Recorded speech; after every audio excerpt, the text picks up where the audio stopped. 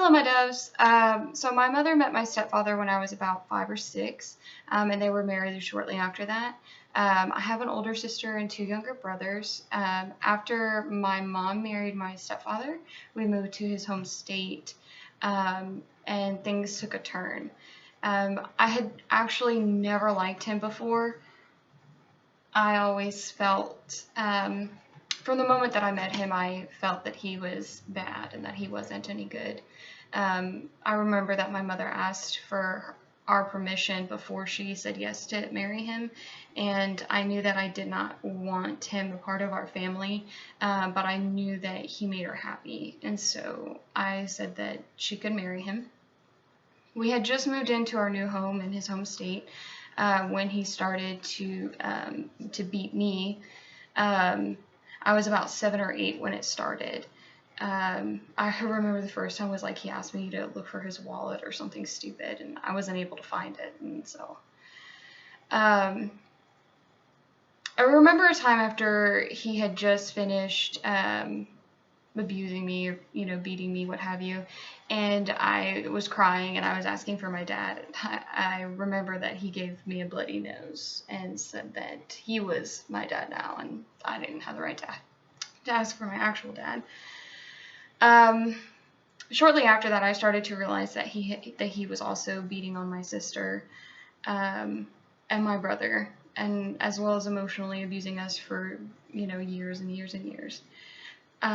We did everything that we could to not anger him and to try and keep from getting in trouble, but it just was never really enough.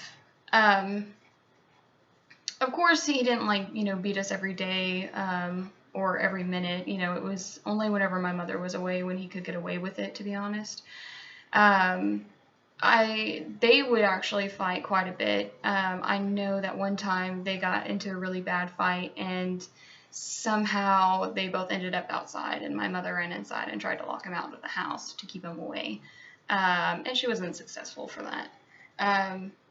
But every time that they got into a fight, it was always our fault. Like, he always blamed us for it. If we had done what he had asked us to do, if we behaved better, if, we could just manage to not get in trouble every once in a while. And it's like, okay, well, obviously we're trying. I remember feeling so useless and unloved that when he actually did start showing me attention, I kind of ate it up. I always wanted to feel loved. From a very young age, I have always doubted that people liked me. And so naturally, whenever he started showing me attention after not showing that kind of attention this entire time, I was like, oh, okay, so finally I've done something right. I don't know what it was. Wish I had. I would have done this sooner. And then, I realized that the kind of attention that he was showing me was not the most wholesome, for lack of nicer words. And it wasn't long before I regretted him showing me any attention. I didn't know that it would lead to him forcing himself on me. I knew from the moment that it began that it was wrong. I was 13 when it began. And I knew from the moment that it was wrong. This is not, they say, like, so I say they, he would say that, oh, this is how he showed his love, or this is how a father shows his love for his daughter, and I knew that was wrong. Like, I knew, you know that that's wrong. And, but, I mean, what was I supposed to do? I was 13. I remember fighting back once, and all that did was just, lead to me losing, very painfully. And then he got what he wanted in the end anyway, so what was the point in fighting after that? I knew it was wrong. I knew that was not how a father loved a daughter. I knew that that's not how you treat a little girl. I knew that I was helpless. He was actually very charismatic as far as, things go. He when we would go out in public, everybody loved him. To this day, people recognize me and ask me how he's doing, and I'm like, well, don't really care, to be honest. So he kept up the charade of a perfect father and an okay enough husband, because he was a terrible husband, let's be honest, everybody, and a terrible father to be, to just add on top of that. But he had my mother's doctors, his family, school counselors, and even CPS workers fooled just enough that they didn't, look further into the going-ons in the house. The abuse continued and grew more and more violent, and by the time that I was 17, I had tried to take my life.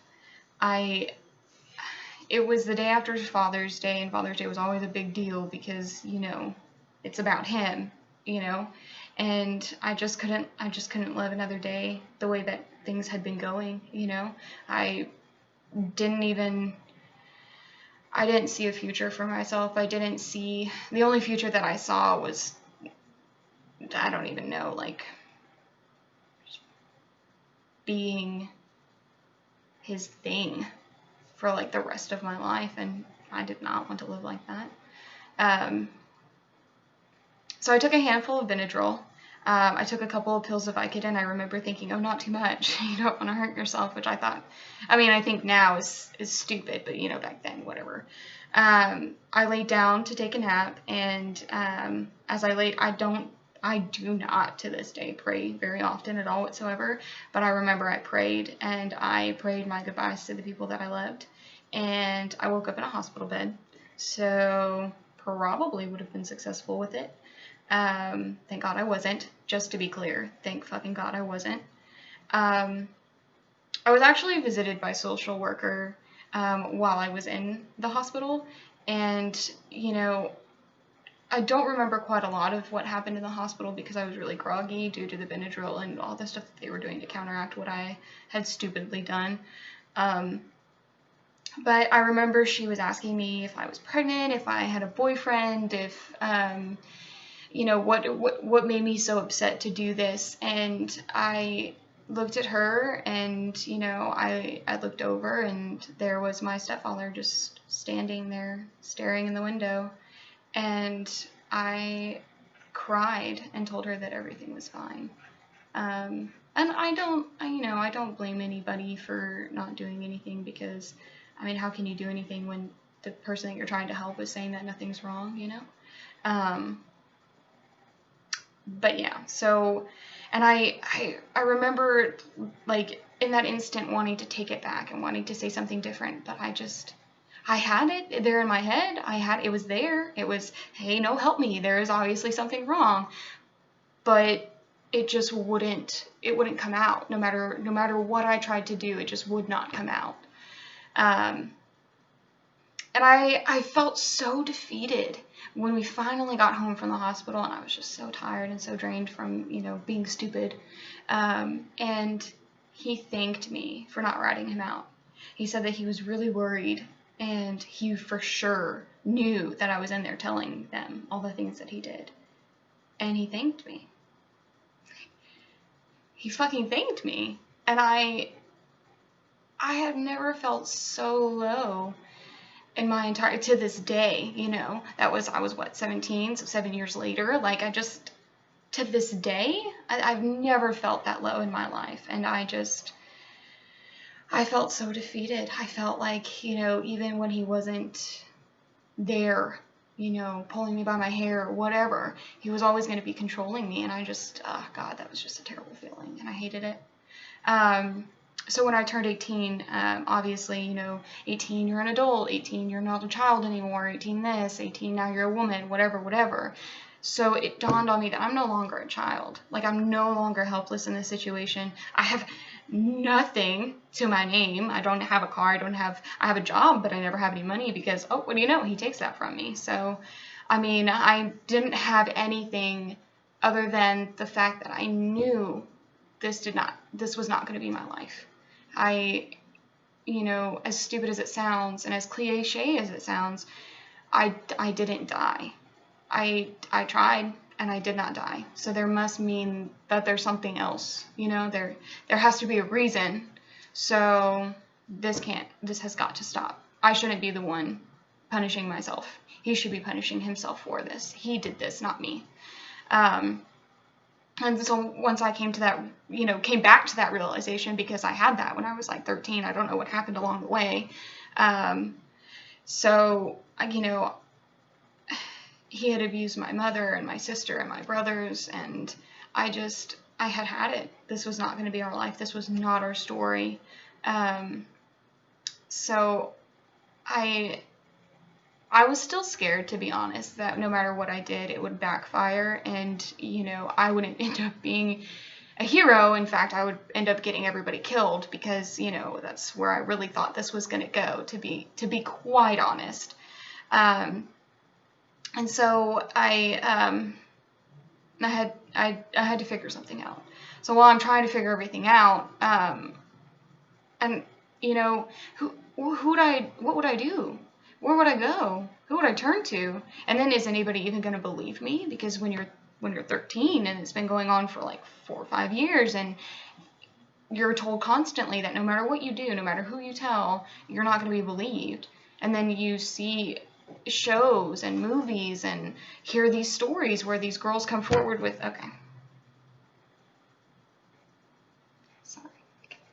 where these girls come forward with these stories, and the abuser's not punished, they're not believed. And I lived in a hick town where, the story gets better. Okay, so I had never told anybody about it, right? The only person that knew was my sister, and, God help her, she did everything she could, and, she did everything that she could, and she saved herself. And quite honestly, if she hadn't have done that, none of us would have made it out. None of us would have, to be honest. Nobody. So I came home from my grandparents' house one day. They we lived at the beginning of the road, and then they lived right behind us. There was, I can't tell distances, but they were literally in our backyard, right? So I went over there to borrow something from them, and whenever I came back, I saw my brother squatting in the living room, which was my stepfather's newest form of torture, because it doesn't leave bruises. It's extremely painful, and it ruins anybody's will to work out for the rest of their lives. Just saying. So he was squatting in the living room, and my stepfather was actually carrying around a PVC pipe, which, if you don't know, it's a white, heavy plastic pipe that they use in plumbing, and it hurts. When you're struck with it, it freaking hurts. And I asked what was going on, and I was told that my brother had let the dogs out, which that is the worst thing that you could have ever done. Pour acid on this guy's face? Nope. Let the dogs out? You're dead. I never understood it. I don't get it. The dogs were let out. They have to go to the bathroom. I don't know what to tell you. So that was the worst thing that you could have ever done. And I guess while my stepfather was yelling and hitting my brother, my brother called him an asshole. I really don't know when the whole asshole calling came into play, but my brother called him an asshole, and I was like, well, shit, this kid is pretty brave. And I fought back, but I've never once dared to just call him a name. That's, go you, dude. I was proud and shocked at the same time, and then I was scared. I was very scared. My stepfather's face was completely white. All the blood was gone from it, and mine was probably too at that moment. I was scared to death. I thought that he was going to kill my brother, and I didn't know how to save him. So I have all these questions running through my mind. What do I do? How do I save him? What is the best exit scenario here? So we only had one door in the entire house that locked, and that was the office, or the den, door. And I walked past there, and all the 2 house phones and my cell phone were just sitting on the desk. And I was like, nope, we're not going to do this anymore. It's just not going to happen. Obviously, my brother's fed up with you. I'm fed up with you. It's time for you to go, sir. So I walked into the room and I slammed the door shut. He's calling after me. I'm not saying anything to him. So obviously that raises some flags, thank God. And he comes over to the door and starts trying to get in, but I've locked it and I've barricaded myself against it. And in one hand I call his father, who is the one that lives right behind us, and then in the other hand I call my mother at work and I tell her that she needs to come home immediately. And we lived like 45 minutes, almost an hour away from her job, which I didn't realize until I actually grew up, for lack of better words. But she made it home in like 30 to 20 minutes, so I don't know what she did, but thank you, Mom. So his father's there like immediately because he's like right there and he hears that I'm panicked. And my stepfather had sent my brother to his room because I told him I was calling the cops. So, what best to do than to hide the person that you were beating? And so his father comes in and he's like, you can come out now, like all condescending, like, you little whatever brat, however. And I remember I came out and he said it's safe now or something like that. Like, you can come out now, it's safe, or whatever, something stupid and condescending. And in that moment, I felt like I had all the power in the world. I felt like I was on top of him and he was just this tiny little bug. And that's terrible, as that sounds, to think that you're higher up than somebody and they're this little bug. That to me was the most empowering feeling I think I have ever felt, because that was somebody who had taken so many years from my life, and not only from me, but from my family, and he had stolen these things, and now I'm the one in charge. I'm the one who's calling the shots right now. And that lasted for 30 seconds, and then it was like snap back to reality, and I'm scared shitless. But be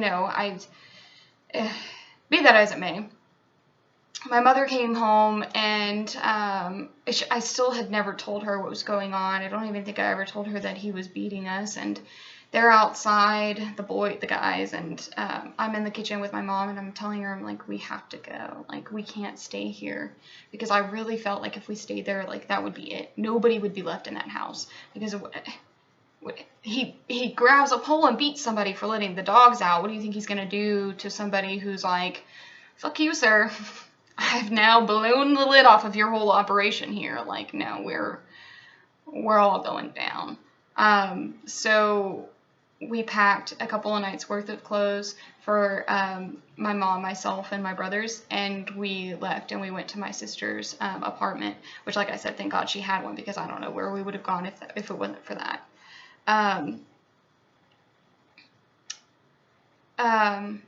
We stayed a couple of nights at my sister's, just stayed there, kind of calmed our heads, kind of tried to get my brothers to be calm. My brothers felt so guilty. It's so sad. It's nobody's fault but his. And, here's everybody thinking, they're the bad guy. And, so we had stayed at my sister's for a couple of nights. And then, we decided, my sister and I, that it was time to tell my mom what was really going on. And we cried for quite a while. I think that was it couldn't have been the first time that I cried about it, but it was, I want to say it was the most heartbreaking time that I cried about it. Because your parents, they don't want that for you, well, obviously, but they don't want anything bad to happen to you. They, at the most, you're going to get your knees scraped when you fall off of a bike, or, your elbows are going to get banged up, or you're going to break an arm falling out of a tree. No parent expects this to happen. No parent wants this to happen. And then for somebody to sit there and say, oh, yeah, well, it happened to both of your daughters, and sorry, I don't. So that was interesting. So my intention with sharing my story is to get it out there. Like I mentioned before, I lived in a hick town. The cops haven't done anything at this point.